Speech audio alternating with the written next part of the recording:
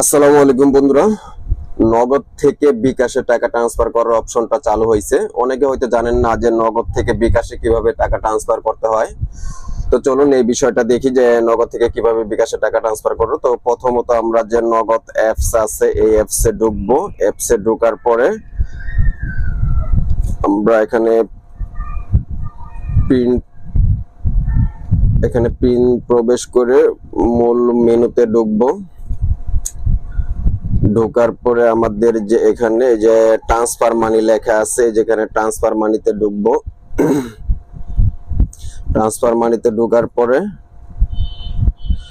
আমরা এখানে mobile wallet আছে, এই যে মোবাইল ওয়ালেট এটা সিলেক্ট করব। এখানে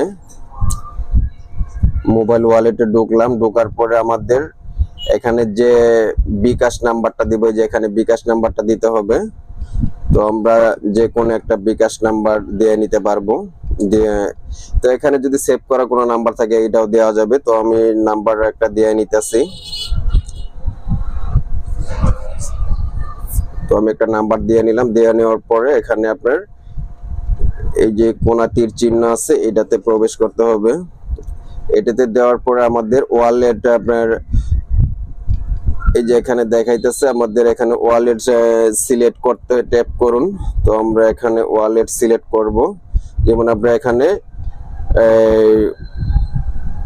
রকেট, ওকে ওয়ালেট, বিকাশ। তো আমরা যেহেতু বিকাশে পাঠাবো তো আমরা এই যে দেখতে পাচ্ছেন আমরা এই বিকাশে সিলেক্ট করে নিব। তো বিকাশ সিলেক্ট করলাম। সিলেক্ট করার পরে তো আমাদের এখানে টাকার পরিমাণ দিতে হবে। তো আমরা এই যে এখানে টাকার পরিমাণ দিব। টাকার পরিমাণ যেমন আমি 1000 দিলাম।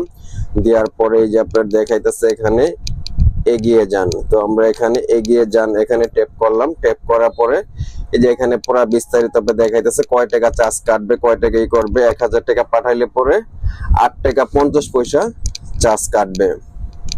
তো 8 টাকা 50 পয়সা এখানে চার্জ কাটবে। তো আমাদের এখানে যে দেখাইতেছে যে এখানে পিন অপশন আছে, পিনটা দিলে পরে দেখা যায় যে আমাদের পিনটা দিয়ে সেন্ড করলে আমাদের টাকাটা চলে যাবে।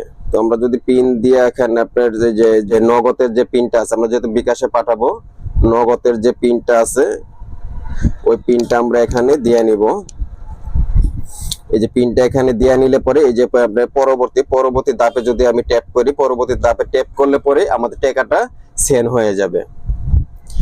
এই টাকাটা আমরা যে বিকাশে এতে দিচ্ছি, বিকাশে আমাদের এই টাকাটা সেন্ড হয়ে যাবে। তো এটা দেখা যাচ্ছে 1000 টাকা পাঠাইলে পরে আমাদের 8 টাকা 50 পয়সা চার্জ কাটবে।